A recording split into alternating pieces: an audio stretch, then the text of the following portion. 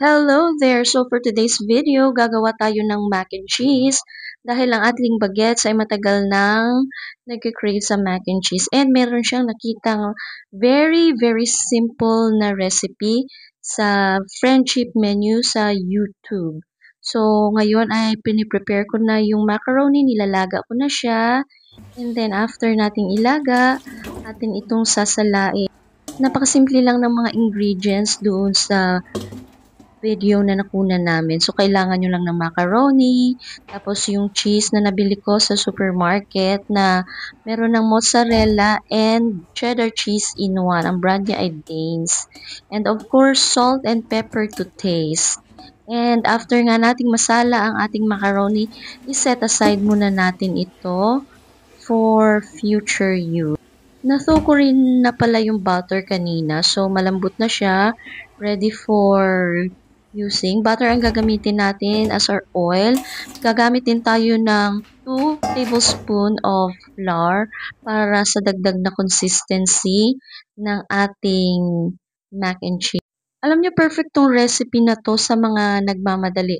Kasi pwede nyo tong ibaon sa umaga, sa gabi pa lang, ilaga nyo na yung macaroni, tapos pwede nyo siyang i-drain, then ilagay sa ref. Then next day, saka mo na gagawin yung cheese sauce mo. Madali lang siya matapos, mga 10 minutes lang, tapos ka na. Basta yung macaroni, nalaga mo na siya bago ka matulog. So yan, ilagay na natin yung ating butter. And then, gumamit din ako dito ng milk para sa dagdag creaminess ng lasa niya. Guys, may mga times pala na ino-off ko yung stove to avoid na masunog yung butter. Kasi ang pinaka-goal lang talaga natin is mag-melt yung butter. Tapos, sinunod ko dyan ilagay yung milk. Kasi sa experience ko, parang hindi maganda pag nag-discolor yung butter kasi medyo nagkukulay brownish na siya.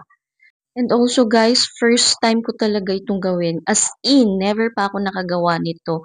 So, hindi ko rin alam kung maa-achieve ko ba yung in-expect namin na lasa. Pero, sinunod ko naman yung video step by step. So, hopefully, ma-achieve natin at ma-appreciate naman ng mga bagets itong gagawin natin. So, ayan, ginagawa na, tinutunaw ko na yung flour. And then, next na natin dito, yung cheese.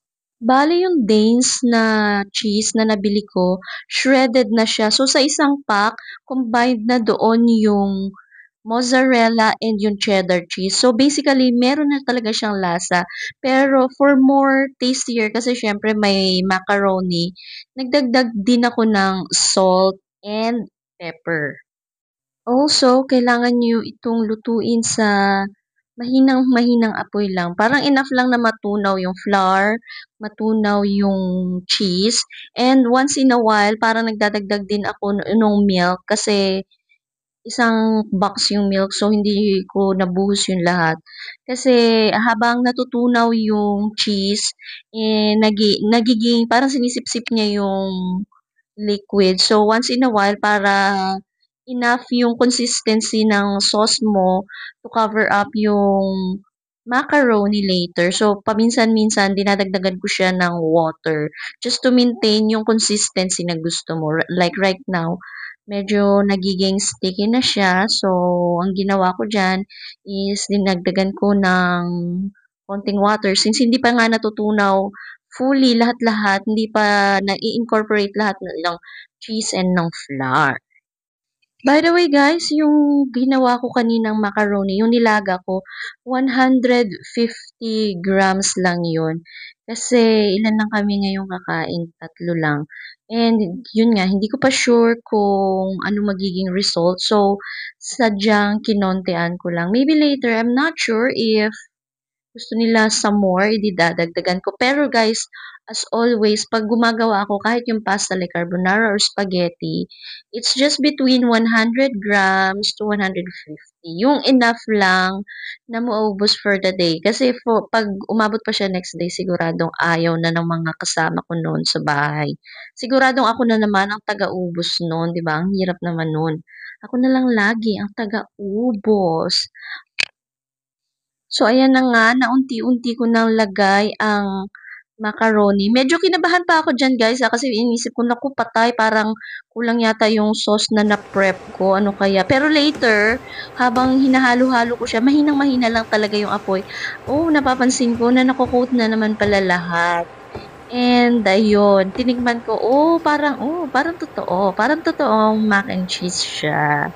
Yun. So, happy ako sa results niya. And eto na ang ating finished product. Nilagay ko siya syempre sa mas magandang lalagyan para naman presentable. And tikiman time.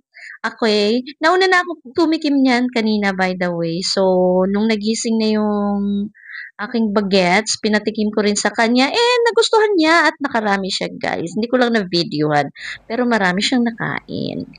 So, dinagdagan ko rin yung breakfast namin ng toasted garlic bread and pansit na binili ko sa manong na naglalako dito sa neighborhood namin. And fruit